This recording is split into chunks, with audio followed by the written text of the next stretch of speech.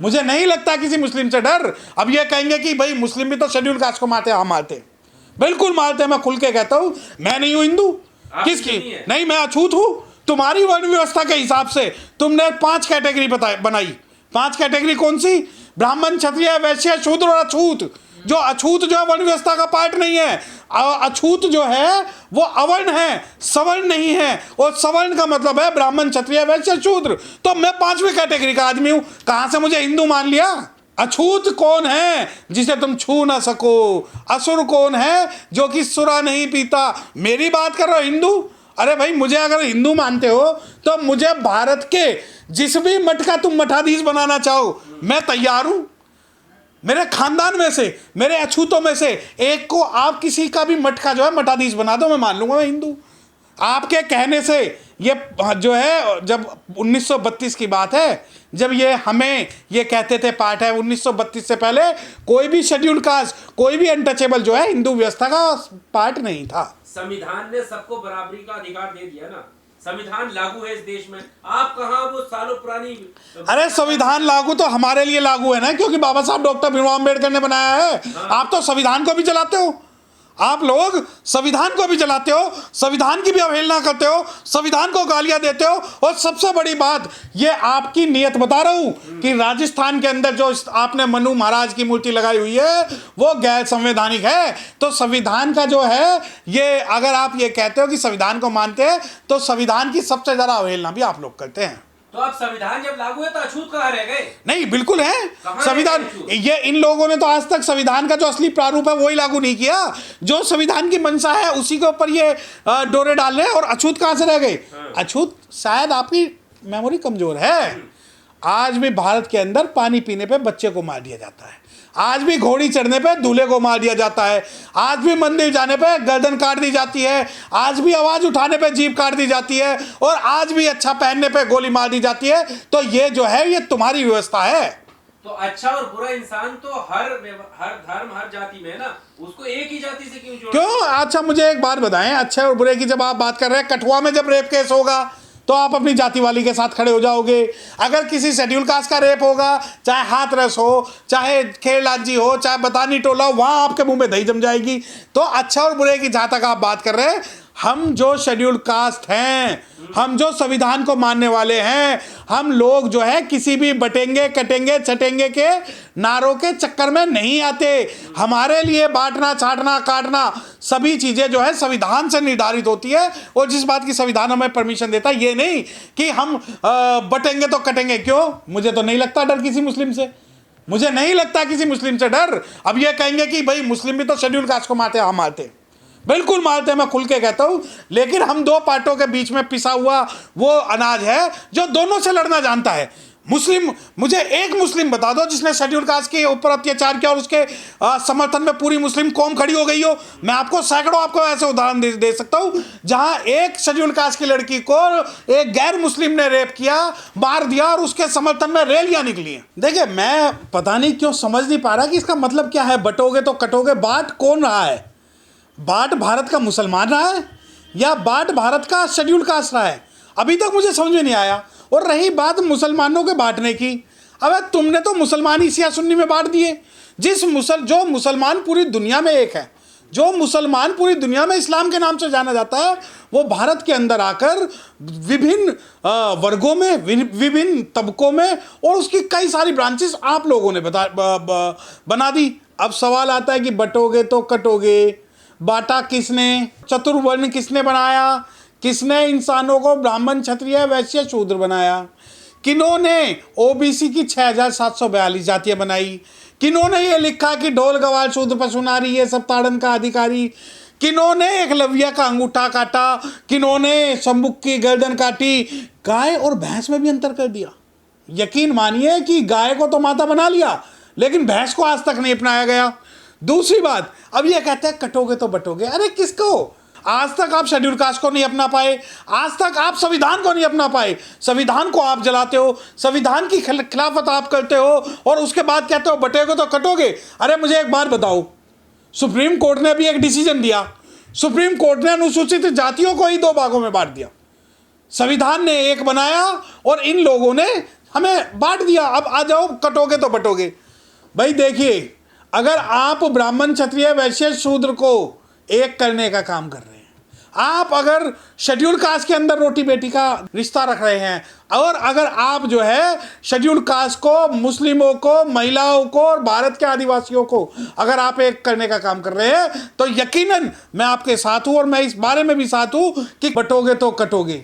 मतलब बांटते तुम खुद हो, तुम्हारी रगों में तुम आदमी को आदमी नहीं समझते, जानवरों के बीच में तुमने जो है दो फाड़ कर दी, गाय भैंस तुमने अलग कर दी। आप यकीन मानिए, जो भैंस है वो काली है इसलिए एक्सेप्टेड नहीं है, गाय जो गोरी है इसलिए वो माता हो गई। भैंस का दूध पीते हैं, भैंस का सारा प्रोडक्ट खाते हैं, उसके बाद भी भैंस को पूछते नहीं।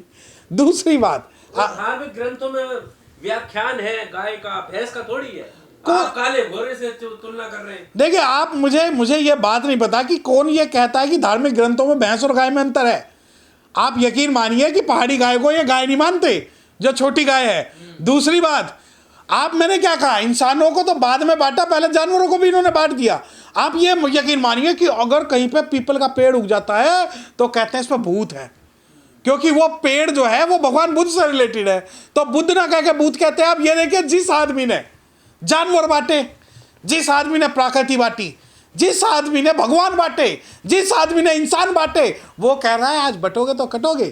क्या आप सुप्रीम कोर्ट के डिसीजन के खिलाफ चलोगे? अब आप ये कहो कि नहीं नहीं, ये तो जो है हमें मुस्लिमों के खिलाफ एक होना है, कि तुम्हें मुस्लिमों के खिलाफ भड़काएंगे, कि तुम्हें मुस्लिमों के खिलाफ भड़काएंगे, और मुस्लिम अगर अमीर हो जाए तो उसे दामाद बनाएंगे। अब ये क्यों कहा कि जो गरीब मुस्लिम है उसे तो काटेंगे, लेकिन अगर कोई अमीर और मजबूत मुस्लिम है तो उसे छाटेंगे। तो जो नारा जो कटेंगे और बटेंगे का है, उसके बीच में छटेंगे भी तो है। तो अगर हिंदू अगर जातियों में बट रहा है तो उसको जोड़ने की अच्छी बात है ना, क्यों जातियों में बांटने की बात कर रहे हैं? इसलिए तो करें, एक रहोगे नेक रहोगे। नहीं, एक रहोगे नेक रहोगे का मतलब क्या, कि एक रहना, जो SC ST OBC माइनॉरिटीज की बात कर रहे हैं, ब्राह्मणों की बात कर रहे हैं, क्षत्रियों की बात कर रहे हैं, वैश्यों की बात कर रहे हैं, चूड़ों की कर रहे हैं, चमारों की कर रहे हैं, किसकी कर रहे हैं? पूरे भारत में मुझे एक मुसलमान दिखा दो जो एक कहता हो बिल्कुल ठीक है कि आप अगर मुस्लिम, मेरे समाज का, मुस्लिम के कुछ लोग अगर समाज के द्वेषी है, तो पूरा मुस्लिम समाज नहीं है, और तुम्हारे कहने से नहीं बटेंगे तो छटेंगे, हम तो जुड़ेंगे तो जीतेंगे। जुड़ेंगे तो अखिलेश यादव की भाषा बोल रहे हो? नहीं, अखिलेश की क्यों, मैं तो बहुजन समाज की भाषा बोल रहा हूँ। मैं तो कह रहा हूँ कि जो मुस्लिम है वो कुटी हुई छाछ है, और जो शेड्यूल कास्ट है वो बिलोय कुटा हुआ बाजरे का दलिया है। दोनों ही मिलेंगे, और जब तक इस बात के अंदर हम जुड़ेंगे नहीं तो हम जीतेंगे नहीं। क्योंकि आज समय है जब भारत के जो है शेड्यूल कास्ट और मुस्लिमों को एक होना पड़ेगा, और जब भारत के शेड्यूल कास्ट और मुस्लिम एक होंगे तभी हमारी हुक्मरानी होगी, वरना नहीं होगी। उत्तर प्रदेश के अंदर सड़कों पर अब नमाज नहीं पढ़ी जाती। उत्तर प्रदेश में दंगा करने की कोई सोचता तक नहीं है। मुख्यमंत्री महाराष्ट्र में जाके दावा कर रहे हैं, ये उपलब्धियां गिना रहे हैं। देखिए, बुरा जो ढूंढन मैं गया तो बुरा ना मिलिया कोई, जो तन झाका आप ना तो मुझसे बुरा ना कोई। इस व्यवस्था का जो दोषी है वो दोषी मुसलमान है, कोई गैर मुस्लिम नहीं है। आप मुझे किसी भी मुस्लिम से पूछ लो कि भाई उत्तर प्रदेश के अंदर जब बहुजन समाज पार्टी की सरकार थी और बहन कुमारी मायावती मुख्यमंत्री थी, तो कितने मुस्लिमों पर अत्याचार हुए, कितने मुस्लिम उसमें विस्थापित हुए, कितने मुस्लिमों के दंगे हुए। अब मुस्लिम क्या कहता, नहीं सब चीज ठीक है, लेकिन जो BSP है वो भाजपा की B टीम है, इसलिए हम उसे नहीं कहेंगे। दूसरी बात, अब मुस्लिम ने, आपने नमाज की बात करी, उत्तर प्रदेश ही क्यों दिखाई दे रहा है आपको? शिमला क्यों दिखाई नहीं देता? उत्तराखंड क्यों नहीं दिखाई देता आपको? दिल्ली क्यों नहीं दिखाई दे रहा जहां दिल्ली के अंदर दंगे हुए?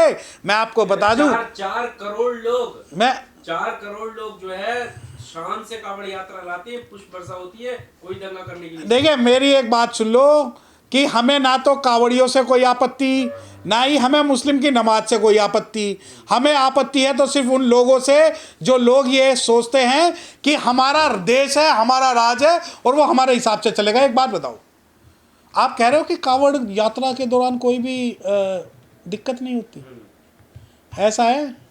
अभी भी वीडियो चल रही है, गूगल पे सर्च करिए, वीडियो भी चल रही है और FIR भी दर्ज हो रही है, और खुद उत्तर प्रदेश पुलिस ही FIR दर्ज कर रही है, दूसरे को तो कहने ही किया। तो जब ये बात है, देखिए सिंपल सी बात, नैरेटिव अगर ये तय हो रहा है कि हम जो है मुस्लिमों से लड़ेंगे, तो आज शेड्यूल कास्ट मुस्लिमों से नहीं लड़ेगा। शेड्यूल कास्ट के बच्चे, शेड्यूल कास्ट का जो समाज है वो इस तरीके से तैयार हो चुका है कि वो आपके दंगों के बहकावे में आने वाला नहीं है। तो क्या जनता जो है वो सरकारों की ये उपलब्धि माने कि नमाज नहीं होने देगी या फिर कटौती? नहीं, जो देखे, क्या क्या उपलब्धि? अरे वो एक शेर है कि जलते घर को देखने वाले फूस का छप्पर आपका है, कि जलते घर को देखने वाले फूस का छप्पर आपका है, उसके पीछे तेज हवाएं आगे मुकद्दर आपका है, और तेरे कत्ल पे मैं भी चुप था, मेरा नंबर अब आया और मेरे कत्ल पे तू भी चुप है, अगला नंबर आपका है। ये बात मैं भारत के मुस्लिमों के लिए कह रहा हूं।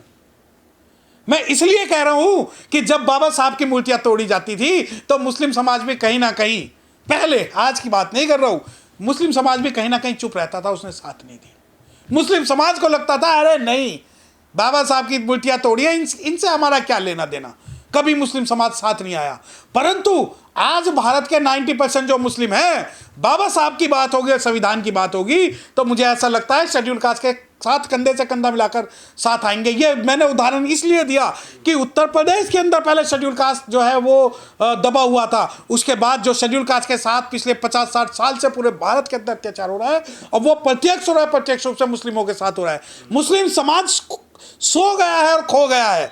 सो इसलिए गया है कि मुस्लिम कभी ये नहीं सोचता कि जो 600 रियासत का राजा मुस्लिम था, 6 रियासत कभी क्यों नहीं है। लेकिन फिर भी आज जब तक वो मोहब्बत की दुकान के चक्कर में लगा रहेगा मुस्लिम, यकीन मानिए वो प्रत्यक्ष रूप से भी उसके साथ ये होगा और अप्रत्यक्ष रूप से भी उसके साथ ये होगा।